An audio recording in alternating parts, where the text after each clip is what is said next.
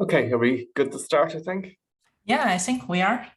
Okay, well, good morning, everyone. Welcome to CILT Ireland's webinar on Towards a Decarbonisation Roadmap for Road Transport Companies in Ireland. Obviously, a very important topic that many cities and countries around the world are focusing on. So I'm delighted to have quite a number of speakers here this morning for you. It should be a very informative and hopefully a good interactive session. We will have obviously time for question and answers towards the end of the session. So initially to kick off in terms of the agenda, I'm Owen Plant-O'Toole, I should have said, Chair of the Policy Committee at CILT in Ireland.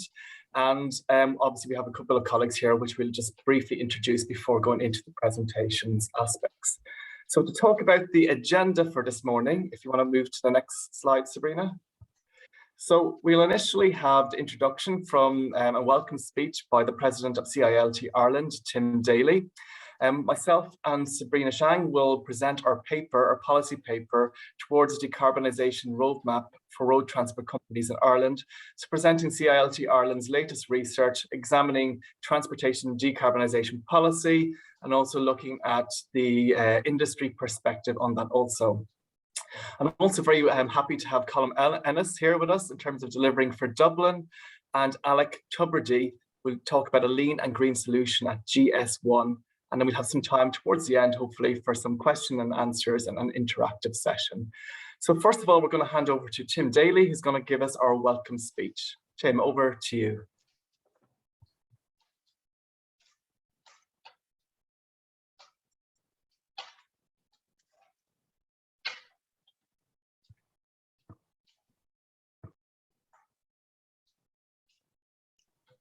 Tim, I'm not too sure if you're muted there. Maybe we'll just check that, Sabrina.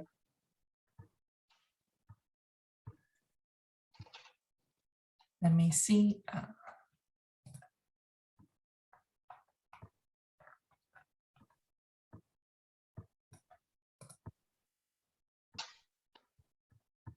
It's Tim was here before. You might have lost him. Yeah, I didn't see him in the audience list for the moment. Okay, no problem. It looks like we've lost Tim's connection to the webinar. So we'll just continue anyway. Maybe he might join us later on and we can go back to that if we need to. So Sabrina, we move on then to our presentation. So the CILT Policy Committee is made up of quite a number of representatives from academia, industry, with quite a lot of experience. And we've been undertaking quite a few policy papers over the last 2 to 3 years. And obviously our latest one, which we're launching today, is Towards a Decarbonisation Roadmap for Road Transport Companies in Ireland. I'm looking at a gap analysis of policy agenda and industry perception. So obviously going forward, it's very important that we have industry adoption of some of these decarbonisation measures. We're looking to see what policy is necessarily in place to support that, and potentially what future policies could be put in place to maybe speed up the decarbonisation adoption technologies, for example. So Sabrina, I think you're going to take us through the main points of this. The paper is available on CILT's website. If you go to cilt.ie/policy, you'll be able to see the full policy paper there. So Sabrina, over to you, please. Thanks. Yeah, thank you, Owen. And I'm taking over from here. Okay, so good morning to you all and welcome to our webinar today. Today, on behalf of the CILT Policy Committee, I'm delighted to share some research findings from our policy paper since last year we have conducted. So the title of this report is Towards a Decarbonisation Roadmap for Road Freight. So for road transport in Ireland, a gap analysis of the policy agenda and industry perception. So in this research, we want to focus from the industry perspective and to exploring the transport operators, their awareness, their perceptions, and also their experience about all these decarbonization policies recent years here in Ireland. So by doing this research, we hope to inform the policy development and also the uptake of the policies by the policymakers. So first of all, a little bit background of this research. So last year, we have reviewed existing and potential decarbonization measures for the transport sector here in Ireland. And here in the table, you will see here is a summary table from the Department of Transport here in Ireland for the passenger and the freight transport. So what measures, policy measures already existing and also some potential measures. And this year, in our research, we have also reviewed some existing roadmap policy papers, such as are overarching for all sectors, such as the Climate Action Plan by the Government of Ireland. And also some of the roadmaps policy papers are focused on the heat and energy sector. And for transport sector, we have delightedly discovered there are two recent policy roadmaps. One is from Gas Network Ireland for the Vision 2050 decarbonization by sector for transport, and another from the Hydrogen Island Association. So obviously focus on the hydrogen roadmap for the Irish transport for the next 10 years. And a lot of these roadmaps, papers, reports are published by either the government, local authorities, government agencies, or sometimes the consulting companies and the university academia as well. However, all these existing roadmaps, they are more focused from the public stakeholders' perspective, more from the government policymakers' perspective. And here, in this research, that's why we want to try to investigate how our operators, industry practitioners perceive all these different policies and different roadmap papers. And so in our study, we want to ask the, sorry, I see Tim is joining here. We just present first and pass on to Tim later on. So in our study, we want to know, are the industry know about all these roadmaps or policies? And do they think these are feasible steps to take? And also what are the current challenges they are facing? Coming to my next slides, I just briefly introduce how we conducted this research, our methodology. So we have conducted survey questionnaires to the road transport operators, and also we conduct focus group and in-depth interviews with key stakeholders, including local authorities and also the industry association experts as well. So we have surveyed over 250 operators here in Ireland that we can find on the public domain. So that's actually one of the key challenges we are facing when doing this research. So in the end, we only got 28 responses from the operators, and 20 are freight operators and 8 are the bus operators. Yeah, so our service company, to our surprise, they're all SMEs, and among half of them are even micro companies with less than 10 employees. And among all these companies, also 50% of them only have less than 10 vehicles. So among all these 28 operators, only 1/5 of the company are planned to implement some sort of decarbonization measures in the short term, and 40% are currently don't know how to calculate transport-related emissions in their operations. And none of the company is currently actually benefiting from the carbon reduction related funding schemes or grant from the government. So here in this chart, we have separate our freight transport operators and the passenger freight operators in the next slides. So we can see the dark blue here is it meant that those measures are already implemented by the freight operators. So all these measures are either vehicle measures to decarbonize, to reduce the carbon emissions, or operational measures that they can optimize in their freight transport operations to reduce the carbon emission. So they are either already implemented or they're already aware of it, know about it. So actually the awareness level towards the decarbonization measures are very high. You can see it's almost from 80% to 100% of some measures. And all these operators, they are anonymously prioritize fuel efficiency in their daily operations and also long-term strategy. So here, this diagram shows the passenger transport operators, their awareness level. So as just I mentioned before, here is only 28 operator samples. So consider there are, for bus operators in Ireland, is over 1,700. And for the freight haulage operators, there are over 3,700 operators here in Ireland. So we only capture a fraction of these their status. So academically speaking, we can't use these findings to generalize for the whole sector, but also an educated guess is probably the reality is going to be a little bit worse than this picture we can see here. So the awareness level we can see for now is actually not too bad. So here I want to present some interesting findings regarding the feasibility of cleaner energy options. So cleaner energy options we have heard over the years, in recent years, and also alternatively fueled vehicles. So here by definition is either it's just other than diesel and petrol. So either electric vehicles or other alternatively fueled petrols such as biofuel, biomethane, CNG, LNG, etc. So alternatively fueled vehicles is generally has perceived as a silver bullet to decarbonize our road transport, not only in Ireland, but also in Europe on international level as well.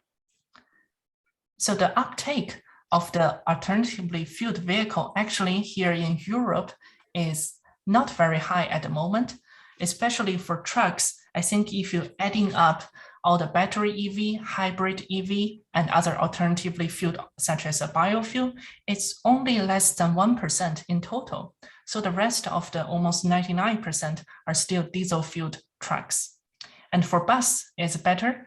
It's about 5% are now currently alternatively fueled vehicles for bus in Europe.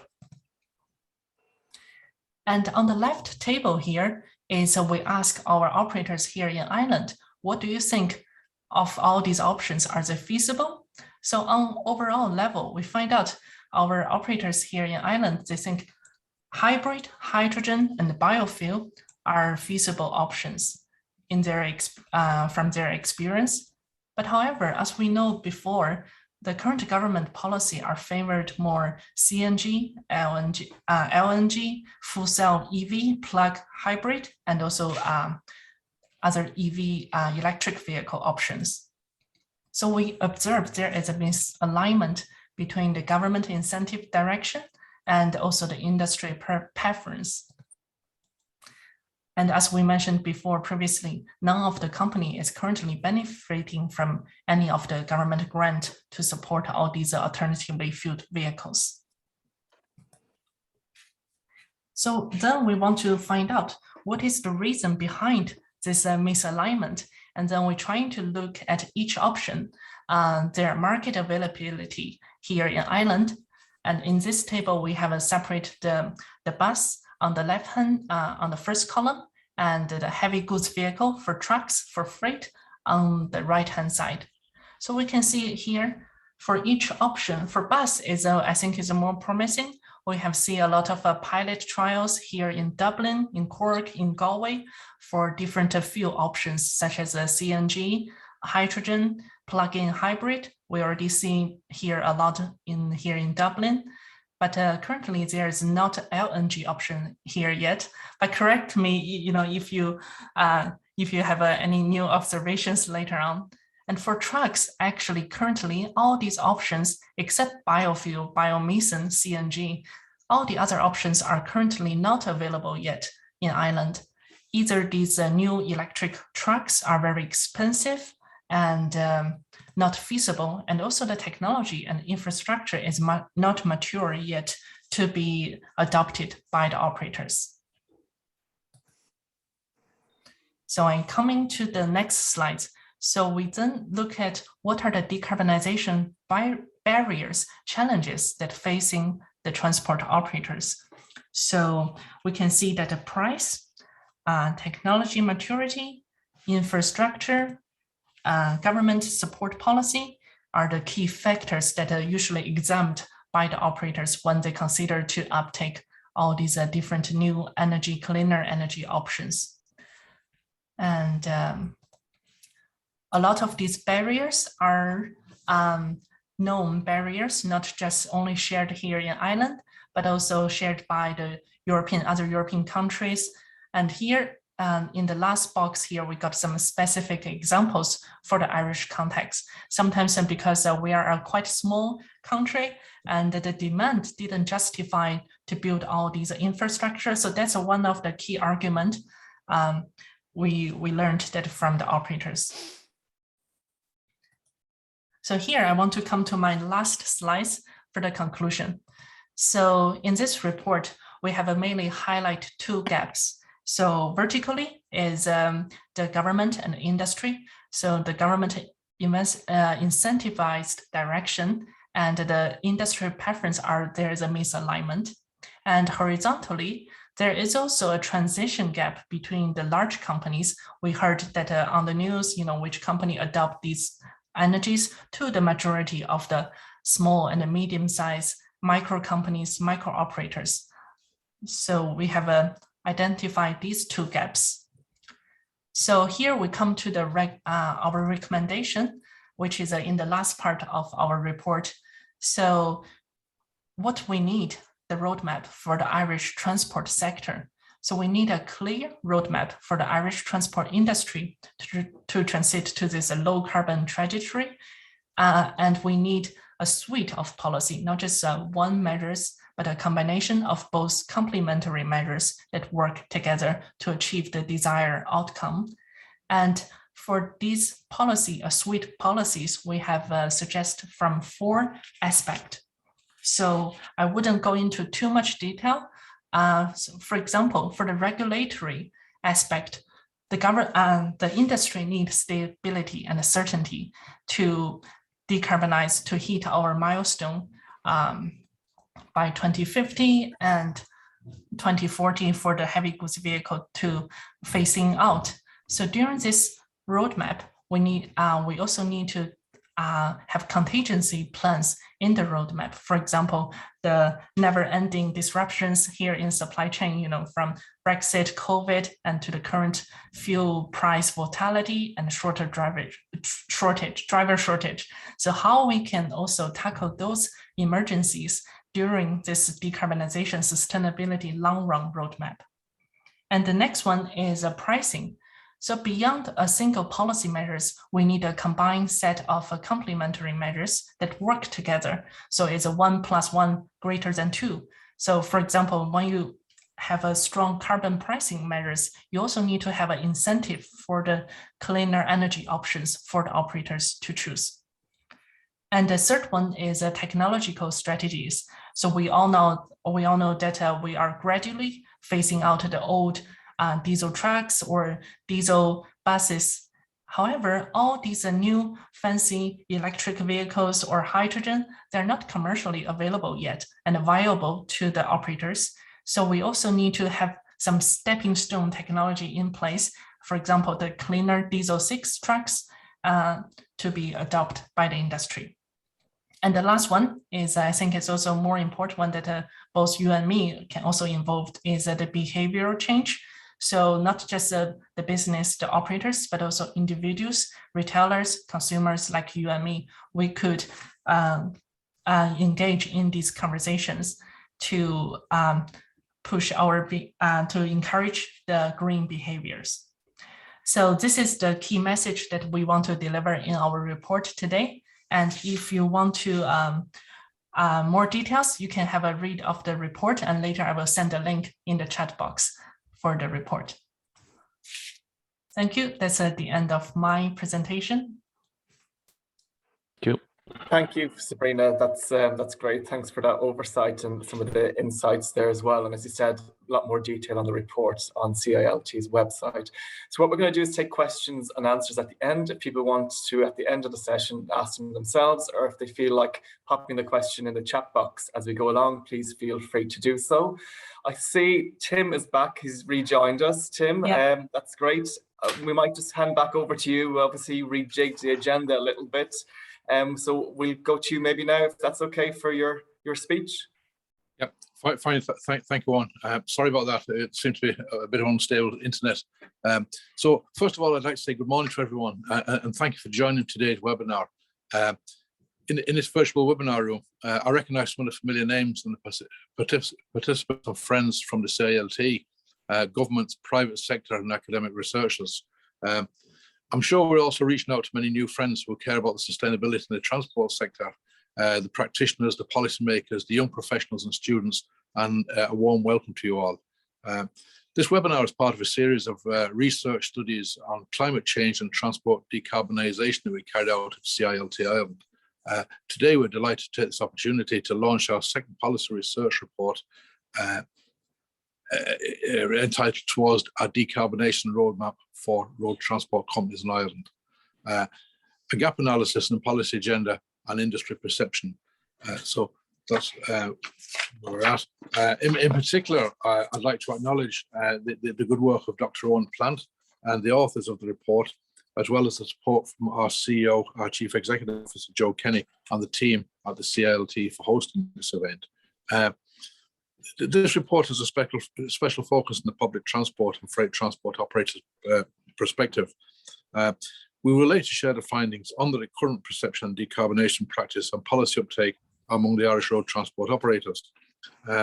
Decarbonisation of the transport sector is an important agenda, but also a vast one, as I know, because I work in the transport business, and also the time available to us is limited to react to this. But we also need to be aware that a lot of the challenges ahead of us. And in this study, we have heard from the transport operators and key stakeholders through your responses and an online survey and focus group discussions. And your inputs for that are much appreciated. So really, colleagues, we all understand the urgency of climate change and the importance of sustainability in our day-to-day lives in the way in which we are transforming the world. Equally important is our collaboration in this great effort. Our experience with the decarbonisation policy initiatives and practices for the transport sector has convinced us that not only through multi-stakeholders and multilateral dialogue and collaboration that we can truly accelerate the progress and reduce carbon emissions. And yet, while critically important, research studies alone won't help us to achieve this. Equally important are the development of a clear and consistent transport decarbonisation roadmap, along with the deployment of policy interventions, technological solutions, contingency plans on a scale that will reach their target audience. So this is not just another policy agenda. It is where the academic researchers, policymakers, local authorities, entrepreneurs, industry practitioners and vehicle manufacturers, funding agencies, consumers and wider society come together in a partnership. So I'd like to welcome the three keynote speakers to join us in this morning to share the sustainability initiatives and practices in Ireland.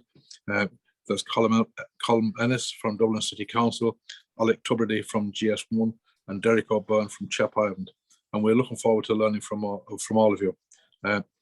Today's webinar aims at generating dialogue amongst CILT members and the wider public audience, as well as to raise awareness of the sustainable transport initiatives and practices in Ireland. And I believe that by participating in this webinar, we are in the right place at the right time and together to accelerate and the exchange of ideas and scaling up of good practices. And I wish you all a very successful webinar. And just apologies then for the late talk here now because of the fact that the internet was let me down there. But I wish you all the best now. Thank you for taking part today. Thank you. Thank you, Owen. Thank you, Tim. That's a great oversight and pulling things together in relation to the stakeholders. And it's not just policy, we need action. And obviously then the we have quite a bit of a road to travel in order to achieve the decarbonisation agenda. So we'll hand over to our next speaker, Colm Ennis from Dublin City Council. Very welcome, Colm. We're very delighted to have you here and looking forward to your talk and presentation on delivering for Dublin, improving the efficiency of city deliveries in the context of climate action. So Colm is part of Dublin City Council's Roadworks Control Unit and is working with colleagues to develop and implement measures to improve the efficiency and reliability of city deliveries, whilst also working to decrease the environmental impacts of trucks and vans. So Colm, over to you. Very much looking forward to your presentation this morning. Just can you see my presentation? Yeah, we can see your screen. That's great. Good morning, everybody.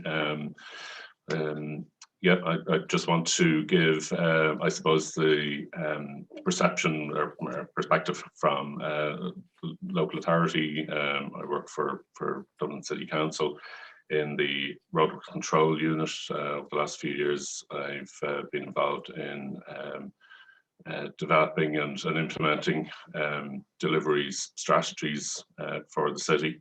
I'll just go through just what I'm talk about this morning. So is that okay? Can you see my next slide there? Just to double check. Yes, we can see it. Yeah, okay. Yes. So I'm just going to briefly go through some context about Dublin deliveries, speak about climate change, some of the solutions and innovations that we've been putting in place in Dublin City Council over the last few years, and our controls and enforcement. So just a bit of context, you can see some figures there for goods vehicles licensed up from 06 to 16. You can see the peak of the boom in 2007, where there was huge amount of activity and a lot of goods vehicles being licensed down to the bottom of the trough of recession down around 2012, and then picking up again, and then it, as we know, things had picked up until the start of COVID, and then dipped off again.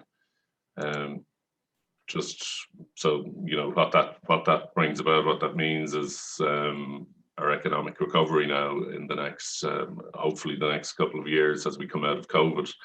There's also larger resident population in the Dublin area over the last number of years. I think since the 1980s, there has been something like a 50% increase in the population of Dublin, with a larger workforce, and this means more deliveries and service trips over into the future. Just a bit about Dublin, but just over 500,000 population in the Dublin City Council area, about 1.9 million in the Greater Dublin area. At the moment, my section that I work in now, DCC, is working on a large number of road closures for the Paddy's Day Parade, so it's great to that prospect back for the first time in a couple of years. Just a bit about Dublin City Council. We've a annual budget of about €1 billion, capital program at 2.65 over the last few years, and approximately 5,500 employees, so quite a big organisation. So what do we need? What do the people of Dublin need from deliveries, service trips, and what does Dublin City Council want out of it? So we do want to improve the efficiency and the reliability of service trips, of deliveries. We're here to, amongst other things, we're to facilitate and work with city centre businesses for the economic benefit of Dublin, of the region, and of the country. So, what we can do to improve efficiency and improve reliability. I might talk about reliability and later on in some of our initiatives. But we also want to reduce the environmental impacts of deliveries. So the likes of emissions, particulates, noise. And we also want to reduce the impact on our footpaths and our roads. Dublin City Council has, put a lot of taxpayers' money and a lot of people's blood, sweat, and tears into improving our public realm around the city, and we want to protect that for the people of Dublin. We also want to encourage and facilitate more safe deliveries around the city. And one of the things that we're looking at the moment is trying to encourage, cajole maybe your delivery providers in and around the city to use safer delivery trucks, ones with detection systems, with the glass on the passenger doors. And I know there are moves afoot through Europe to bring in these type of safer trucks with detection systems and whatever over the next few years. I think up to 2030. That all trucks will have to be to this standard. Stand to be corrected on that, but I know there are moves afoot to do that. It's something that we will be trying to encourage over the next few years. Some of the trends and challenges around deliveries of them, the last few years, a lot more online shopping. I heard a figure of 40% increase over the last couple of years. A lot more service trips. Construction deliveries in and around Dublin City are just taking off since we started easing off on COVID restrictions. And there's a lot of large sites in and around Dublin in the planning process at the moment. Nighttime economy has been steadily growing over the last few years. Brexit is not quite behind us yet. COVID not quite behind us yet. I would also, I suppose, throw in there this morning's news about the invasion of Ukraine, and that's going to have a big effect on us. I know in Sabrina's and Owen's report, there read a piece that it mentioned that a lot of the providers the transport providers, were feeling overwhelmed in the last few years with Brexit and COVID, and I think this is going to add to people's woes. But the other longer term challenge that is coming down the tracks to us is, of course, climate change. Bit of a dramatic photo there now, but this will be with us for many years to come, and we're all transitioning, we're all changing to meet the challenges of climate change. So some of the things that may come about, or that are being looked at in Ireland and in Dublin, low emission zones, congestion charging. There at the moment there's no particular push for either of those. We are looking maybe at bringing in a permit system to encourage the use of the higher Euro vehicles, so maybe Euro 5, Euro 6. It's something that we could possibly be able to do under regulations which allow us to, for example, bring in the HGV licensing system that we have, and it's something that we're going to look at over the next couple of years, possibly using public sector procurement rules to encourage the use of more sustainable transport. And Sabrina has already spoken about electric vehicles and hydrogen, possibly the future. What we're doing in terms of Dublin City Council, we have a deliveries working group, which hasn't been very active over the last 2 years with COVID. It's sort of been taken over by other consultation processes. We are engaging on cycle logistics with a lot of different companies throughout Ireland. Post have done a huge job in decarbonising a lot of their deliveries in Dublin. Other companies, we've partnered with UPS on a couple of initiatives. and also, been working with the likes of Wheels and Cyclone and DPD as well. Another initiative that one of my colleagues here on the picture on the left-hand side, woman in the middle there, Jennifer McGrath, been working with Bleeper, Hugh Cooney and Bleeper, to bring in a cargo bike incentive scheme where we subsidise purchase of cargo bikes for city centre companies and businesses. I think there's 50 at the moment have been purchased, and also have a European Senator project that's ongoing through our Smart Cities, Dublin Smart Cities section. Just a quick word on controls and enforcement. We have clamping system at the moment. We've brought back in parking fines, particularly for deliveries, because the clamping wasn't as effective as it could be for that type of need to enforce our regulations on the street on parking. We've a 5-axle ban. Another thing we're looking at is maybe a 4 or 3-axle ban in the core city centre areas, maybe in around Temple Bar, Grafton Street, Henry Street areas, and also looking at virtual bookable loading bays for deliveries at the moment. So just some of the key lessons learned over the last few years. Innovation and working with partners and with private sector, very important. We need to keep up the legislation. We can enact bylaws, the minister can bring in regulations, and there's also acts of the Oireachtas. But it's a bit of a slow process, and it's in some areas it's not keeping up. We need more resources, need more staff, and we also like to try and keep up and consult with stakeholders, part of why I'm here today. And of course, learn from others, including CILT. So that's it. Thank you very much, and I hope I've given you something of a picture of our perspective from the local authority, from Dublin City Council's side of things. Thank you.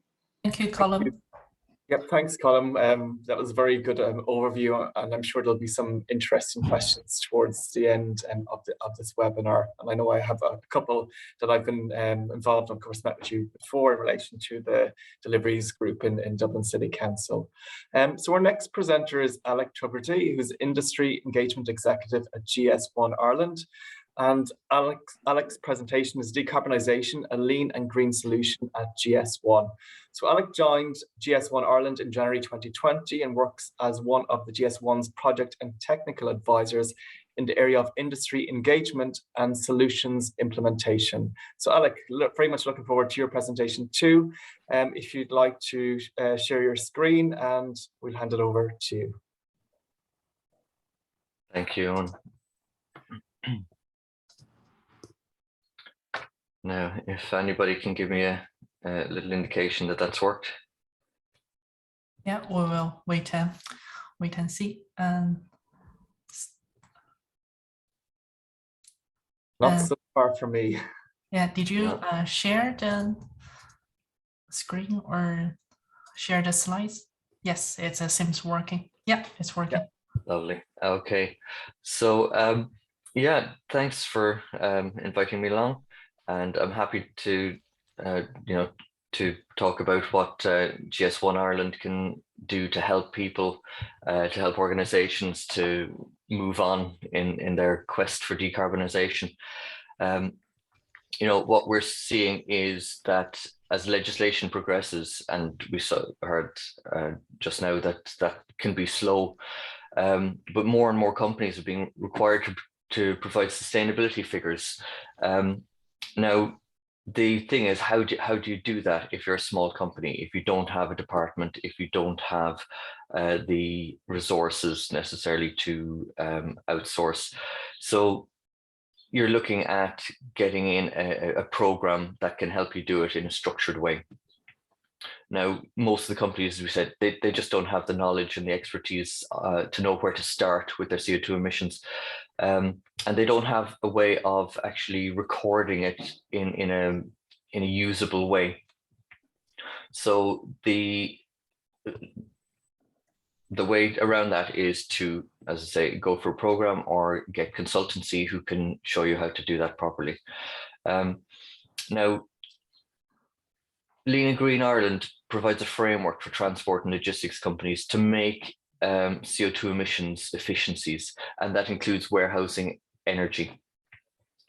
So really what we're looking here is the capability for benchmarking, monitoring and reporting, and have that verified. So external verification to just prove to for legislation purposes or whichever purposes that these are genuine reductions, and it's not just a company saying, oh look, aren't we great, we've made reductions, but really they haven't done anything. Greenwashing, as we would say. So Big Mile, I'll touch on Big Mile quickly, it's mentioned there. So Big Mile is a monitoring and reporting system that grew up with Lean and Green, and so it's optimized for Lean and Green, but it expanded. So they're separate from Lean and Green now, and it's expanded. It can be used for bigger companies, smaller companies, and you can use it to gain insight and actually even propose, if you have the settings, propose improvements. So we use Big Mile. It's EN 16285 approved. So that's Smart Freight accredited system for global green freight calculations. Now, so you see here the pool of people who go from wanting change to wanting to lead the change has dwindled, but there are people out there. We know there are people out there because Lean and Green has around 600 members in Europe and has recently expanded to Canada as well. So there are leaders out there who want to change.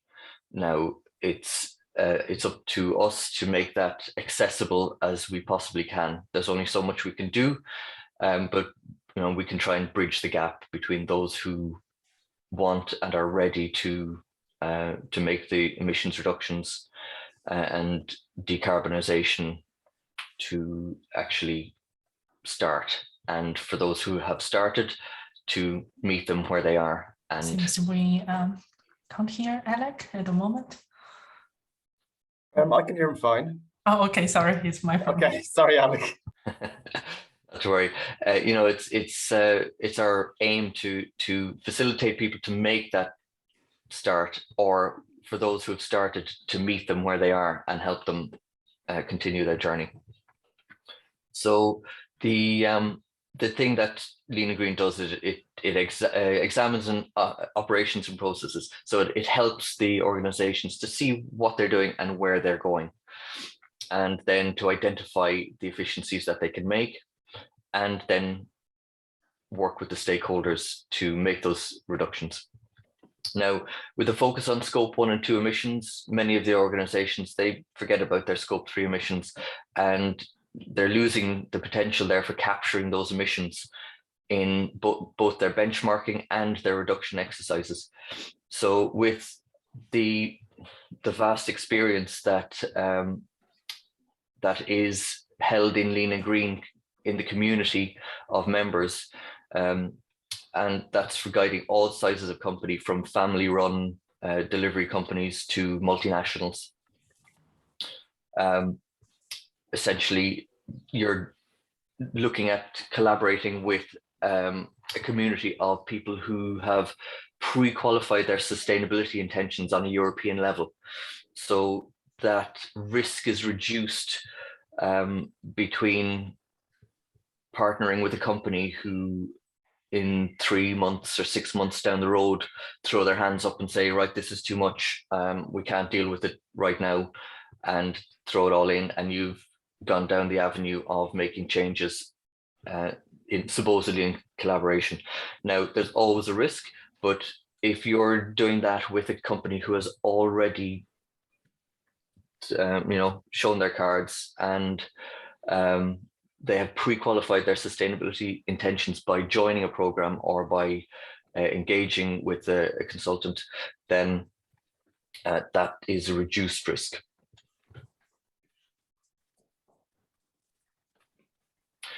Now, who's going on the journey? At the moment, we have of a 5-star program, the most that anyone has got to is 3 stars, and there are companies working towards a 4th star.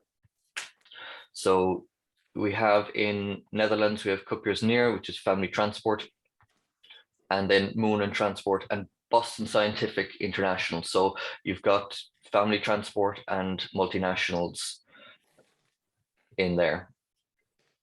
Now on the 2-star journey, we have the Jumbo Supermarket and Post Netherlands. So you've got a government body even who's using lean and green to make reductions. Now, we're expecting in Ireland in 2022 that Zeus Packaging will apply for 2 stars based on the work they've done already. And unfortunately, Derek O'Byrne from CHEP Ireland, who's due to talk today, isn't able to make it, but we're expecting that CHEP Ireland will apply for 2 stars as well. So that is what we call direct entry, and I'll talk about that shortly. Now, again, just to give you an idea on who's on 1 star at the moment, we have brewers in the Netherlands, we've got retail, we've got consumer goods, multinationals, freight and haulage, and even a port. So the Port of Barcelona Authority has joined GS1, Lean and Green, and they are on their journey as well. They're the first port to do so. I'm hoping that there will be ports in Ireland who are going to be the 2nd and 3rd and 4th. Now, the hows. So in Europe, Lean and Green members are innovating and collaborating in ways that were previously ignored or misunderstood.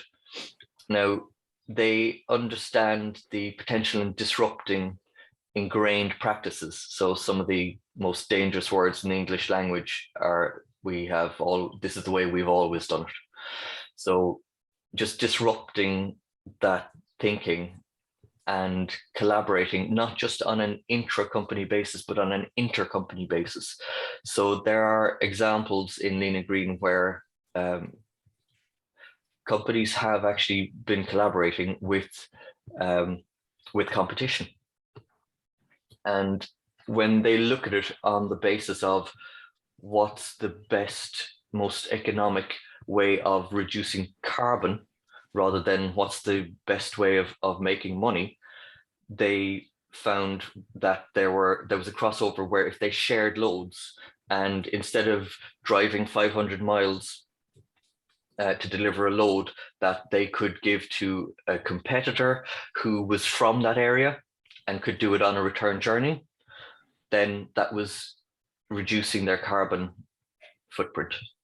So there are ways of thinking about it that not only reduced the footprint, but actually saved money as well. It worked out for them that they were able to reduce the carbon and make cost savings by sharing that load.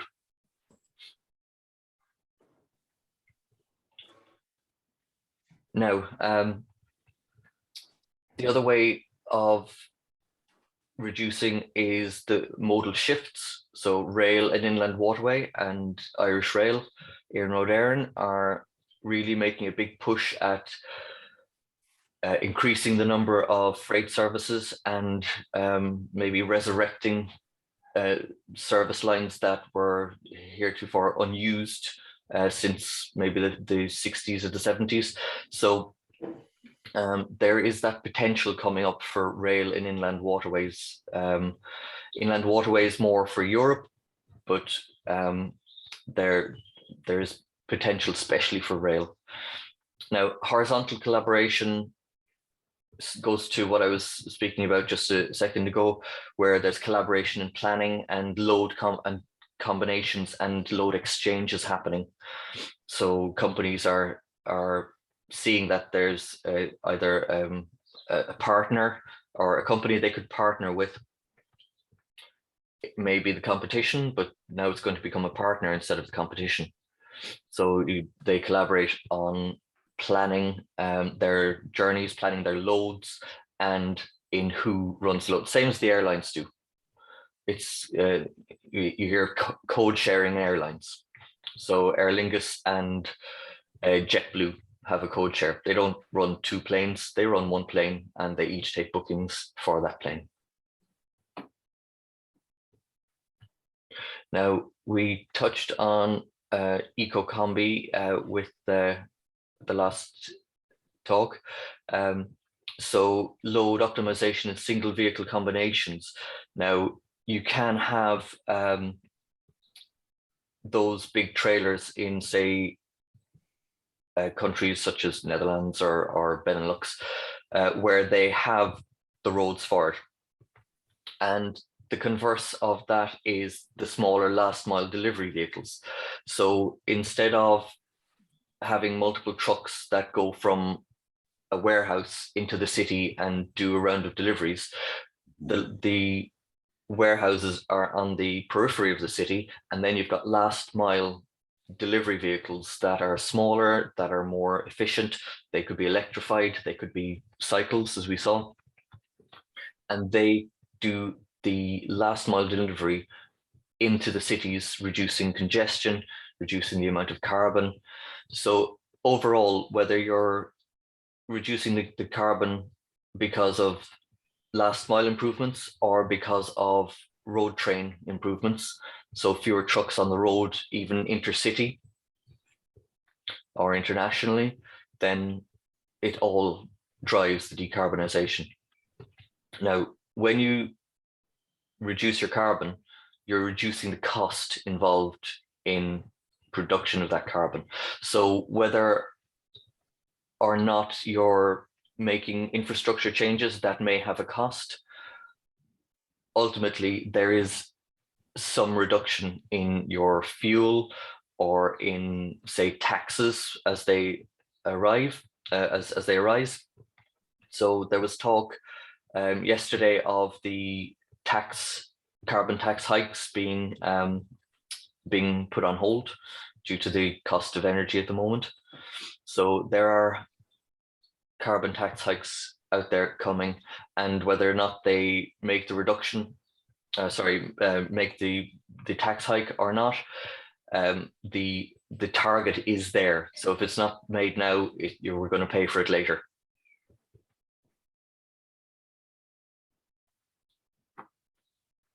So looking to CO2 emissions reduction as a business driver, we know and companies know that everybody wants to buy from and work for and be associated with companies with a great sustainability record.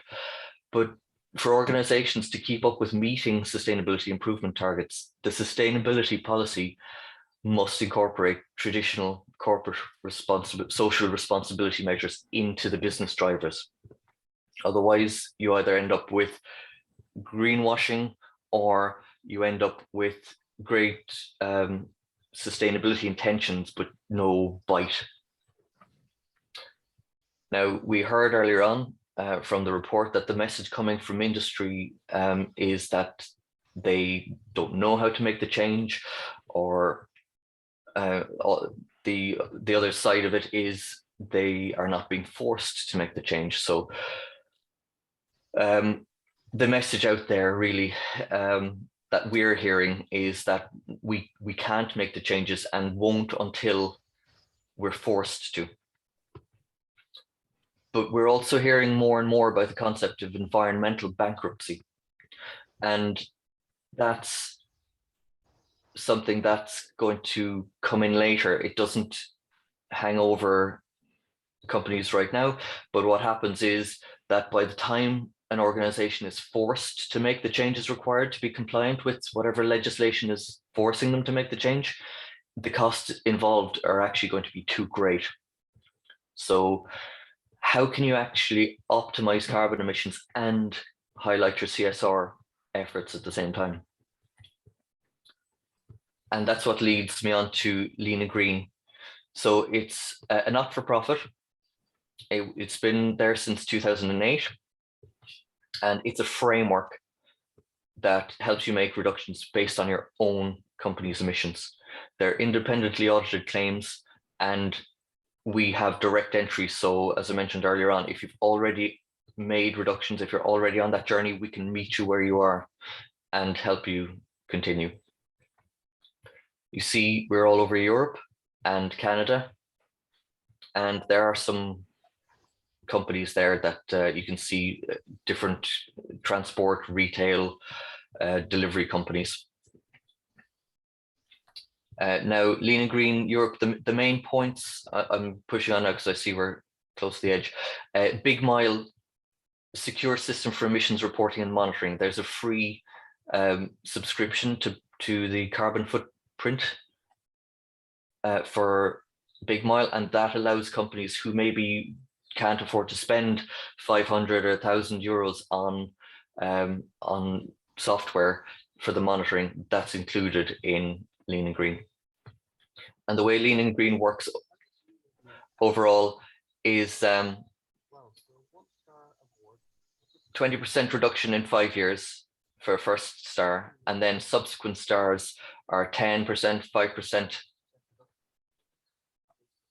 And that's got a time limit. And obviously, as you get to the 4 stars, is looking at a plan for zero emissions by 2050. Now, sorry if I've spoken too long, but I tried to hurry up there at the end, just to give some time. Thank you, Alec. That was a great overview and insight in relation to Lean and Green, and it looks like a very interesting initiative, and one that I'd definitely like to find out some more about. And thank you to the other presenters this morning. So if anyone would like to ask a question, I think we have some questions in our chat box, and we can maybe go also to people as well if they want to ask the questions directly themselves. So I think that the first question... Sorry, Owen, Paul Jackman here, the RHA. I have to go to another meeting. Do you mind if I just make an observation? Yeah, just I don't mind. In Ireland, we have no data on our emissions. We're in negotiations with the Department of Transport on a rebate that focuses on a lower emission vehicle. There's no data. On our paperwork in Ireland, there isn't one vehicle. If be it anyone in this meeting here today, it's probable they don't know the emission class of their vehicle because it's not on the paperwork. So what Colin referenced there with restricting the vehicles entering Dublin or changing the permit scheme, the data isn't there. And the application by the department on the profile, fleet profile, was 2 years out. They were so incorrect. They were applying 2014 trucks as being Euro 6. We have 2016 trucks that are Euro 4, and we can show the COP document to prove it. So there's no data, which works against everything. And people here in the meeting probably don't know what emission class their vehicle is. And most of the hauliers I know don't know what emission class their vehicle is. So we haven't laid the foundation of knowledge that we needed to over the years.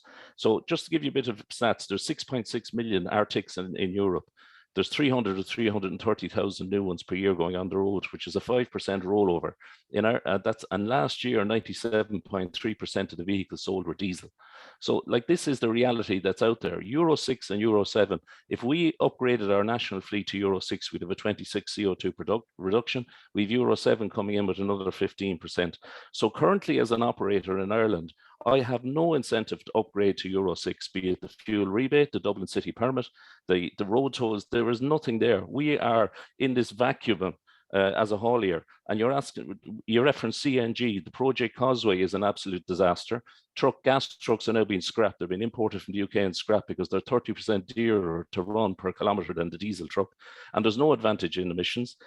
LNG, there's legislation being brought in to ban the terminals to import LNG into Ireland and to store it. So now we have to go to Belfast to get our LNG. The EVs are 4 to 5 times dearer and a weight penalty of 2 to 3 tons. It's just not there. Diesel is where we have to go. Diesel is our transition. And by all means, with the Euro 6, Euro 7, we can increase the HVO content to whatever we want. The modern Euro 6 truck will take up to 100% HVO. And we just seem to be trying to make this massive leap. And the hauliers are afraid. Hauliers are actually talking about giving up and getting out of it. They can't make the investment in diesel because it's so damned. They're afraid of the new technology. So I think, a lot of what was said here this morning is grand, but for the hauliers that are doing 1.6 billion kilometers a year, and you can imagine the hundreds of millions of liters of fuels that are being consumed, there is nothing there for them. There is not one incentive there, support mechanism to get the national fleet up to the most modern Euro 6, lay the foundation for Euro 7, and by all means, let the new technology come in. We're failing, miserably failing. And I just see it every day. And I have 3 texts on my phone this morning of hauliers that are parking up trucks because they can't afford the fuel. The rates are too poor. And you reference a lot of what we were at this morning. They would just laugh at you. It is so removed from the real world that the hauliers that I represent are in, including myself. So it's a survival game. And while there are blue chip companies out there that can make that leap of faith and make for marketing reasons, make the big investment and put it on their brochure, the 99.9% of hauliers out there are just struggling from day to day. And Euro 6, Euro 7 is where we need to go. So I'll do an email, if that's okay, Sabrina, to everyone afterwards with just some points. But I have to go to another meeting now, and apologies for the interruption, so to speak. But I think it needs to be part of the debate. There's a company, you can buy a gas truck in England now for €10,000 with very little mileage done. They're no value. And Irish guys are buying them, bringing them in and converting them to diesel or breaking them down for parts. That's the real world. And one company in Ireland, I know, that got a contract because they had gas trucks for the environmental reasons. They've parked up the gas trucks. They're now hiring diesel trucks to do the work because they can't afford to run the gas trucks. Like, this is the real world. Diesel is where we are and where we will be for a considerable time to come. Paul, So there is a current alternative, as I said, it's not such a leap, is a partial conversion to hydrogen. So it keeps one half of the tank diesel and the other half hydrogen, reducing costs emissions, and it's 1/10 of the cost of going for a hydrogen vehicle. Yeah, very good. So, and find me hydrogen in Ireland. But DAF trucks it's coming. A range. I understand. It's coming, but let's talk about tomorrow. Like DAF trucks have developed a range of engines to burn directly on hydrogen, which as they see as a transition to fuel cell hydrogen, and similarly JCB have. So we know the change is coming, but for now, for what hauliers can do now, the Euro 6 into Euro 7 is the only option that's there, and let HVO be a component of that. That's just my perception from all my years being at it. So anyway, apologies, I have to go to another Zoom, and that's why I wanted to get that in. But I will do an email, Sabrina, to everyone, and we can have the debate through that, if that's okay. Well, debate is good, and the debate is why we're here. And thank you very much, Paul. And we did pick up on some of those points when we were speaking to industry as well, particularly around the diesel rebate scheme and about the incentive aspects. And we've put a little bit of that into a report. And about the stepping stone process there as well, and maybe also about an educational or support program and tools as well, maybe linking to what Alec said, but also other aspects too, because we very much concentrate. We know the very small operators in the Irish context. So yeah, we're quite mindful of that, and we're very much welcome to debate and discussions, particularly for industry, because we need that, don't we, to work together to get to the end point. So yeah, it's very important that we work together. Very good insight in terms of the challenges and the day-to-day, just the big agenda, but at the same time you need to still get to A to B. But thanks for that. Like in Dublin today, there are trucks taking off from traffic lights. They're 1990 and 1992, and you can imagine what's coming out there exhaust, and behind them is a Euro 6 truck. Both trucks pay the same fee to be in Dublin today. And this is going on with years, and it's just, we're making all these big bold statements, but on the ground to affect change, we're doing nothing as far as the haulage industry is concerned. So apologies again, and we'll stay in touch. Thank you. Thank you, and I'd be interested to get that email, Paul. If you would put some of your points down. Taking a few notes there myself. So thanks very much. Yeah, I have a Euro 6 working in Dublin, Colm, and there's no advantage over anything else. And I spoke to Ennis, Diageo, who we work for as well, and they'd be very interested in, pursuing the Euro 6 model. You reference Euro 5, Euro 6. If you actually look at the data on particle matter and nitrous oxide, Euro 6 is miles ahead of Euro 4, Euro 5. So for the interest of the citizens of Dublin, I think Euro 6 should be the one that you give preference to, because 33% of the fleet currently are Euro 6, and there's a huge cohort to Euro 5, but we need to incentivize hauliers currently to get into the Euro 6 truck. And then by doing that, you're laying the foundation for further change to Euro 7 and ultimately to the hydrogen and all the other alternatives that are coming down the road.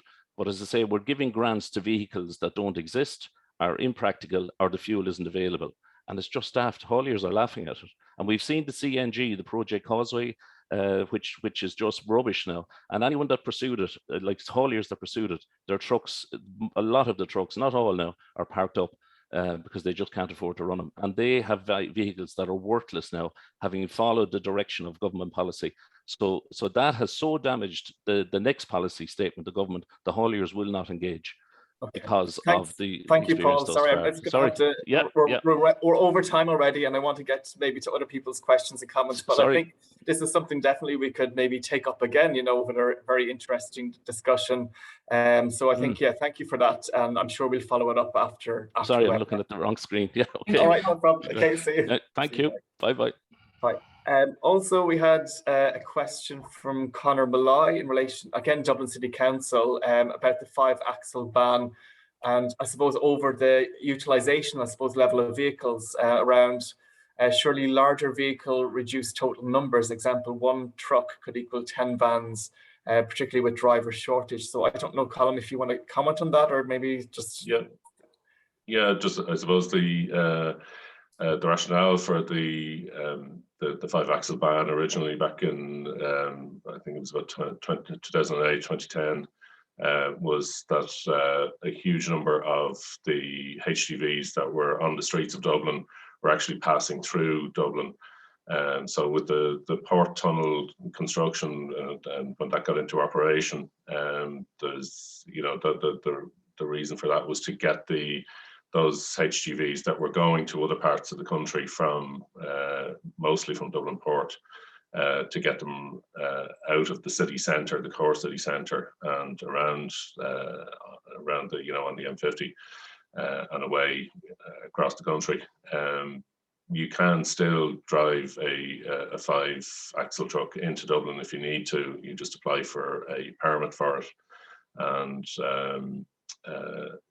so it's trying to find that balance between making the city safer and more livable, and taking the heavy goods vehicles out of the city, and again, facilitating people who need to get in the bigger trucks. I mean, I do. We try to encourage consolidation of loads. I know the likes of Marks and Spencer's bring in, I think, 2 big trucks every morning and into their store on Henry Street and their store on Grafton Street, fully laden with everything that the store needs for the day. And Brown Thomas and Arnott's do the same, so that they consolidate their loads. So, we're certainly encourage that rather than have one truck rather than 10 smaller ones. Yeah, thanks, Colm. Yeah, it can be a tricky balance to, there's always trade-offs, isn't there, for every decision around these particular aspects. And another question we have from Marcel. Good to hear from you, Marcel, from your DBA days, your doctorate days back in University of South Wales. I remember you well. He has a question more on the public procurement aspect. Do you also have experience with challenging the market in awarding criteria in public tenders for clean alternatives in bids? For example, in tenders for collecting waste in cities or transport of students. It's not something I have experience of in terms of the public procurement, the green agenda. I don't know, Alec or Colm, is that something that you would be have knowledge of, or potentially would be a different area, probably a Dublin City Council?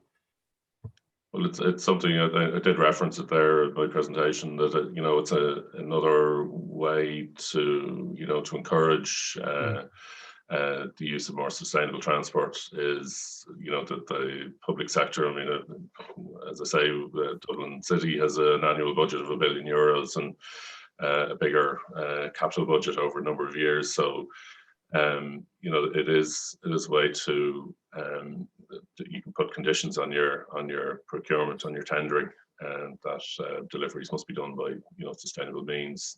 I think it is something that central government as well are looking at. Yeah. They would have even bigger spend again. So I would think it's something that will start to come into public tendering. Yeah, and I think, sorry, go ahead. It is current in Netherlands, where Heineken actually use lean and green as a tender qualifier for their freight third-party logistics. Okay, and I know that the Smart Freight Centre, I think they're based in Belgium. I can't remember off the top of my head, but they have a framework as well. And one of their frameworks really concentrates on procurement, and procurement being the driver for actually, as the customer demanding that their supplier actually meet these green frameworks or green conditions as an approach. So it does seem to be one of the key drivers from the customer, as one of the key stakeholders to meet their particular agenda. They have I was in Gothenburg recently at a transportation conference, and got to go to a site visit to the Volvo truck factory, and got to drive a couple of electric HGVs. So I drove a 5-axle, 40 plus foot HGV, fully electric, but there was somebody there from the city of Gothenburg, and they were going through their, they decided that they would insist on their refuse collection contractor having a certain percentage of trucks that were fully electric, and I think partially electric as well, so it's something that is out there and will probably come to Ireland as well. Okay, yeah, great. And I suppose one of the last comments that we have is, I've not seen reference to HVO as an alternative fuel source. Is this being considered in Ireland as an option? I know in our report we briefly referred to HVO as a potential option for carbon reduction aspects there. But that's probably something we probably need to look at in a lot more depth in terms of, I suppose, the feasibility in relation to that and what the potential trade-offs are associated with it. I'm not too sure if anyone else on the panel has any view in relation to HVO. Use, Alec, do you know, in terms of any of your lean and green approaches? I noticed particularly you seem to focus quite a lot in terms of the operational aspect, not just the technology aspect there. Yes, there are examples on the continent of biofuels and companies switching over their fuel to make reductions. So it is viable. It does work. Okay, that's great. I'm just conscious we're going way over time. Unless someone has a burning question, we might start to wrap this up for the moment. And we also get the comment, HVO is in active use by An Post in their HGVs since last summer, from Conor Malloy. Thanks for that, Conor. Okay, I just want to say thank you very much to everyone for the participation today. Thank you very much for the presenters and giving their insight. The lean and green and the big mile looks like a very interesting aspect, and definitely look more into that. And the measures and the approaches and to Dublin City Council, trying to get the win-win situation for the people and for the environment as well, is look forward to future developments there. So thank you, everyone, and it was a pleasure, and hopefully we'll see you soon for another webinar as things develop in terms of the policy agenda. Bye for now. Thank you. Thank you, everybody. Thank you. Bye-bye. Thank you. Thanks, everyone. Thank you. Mia.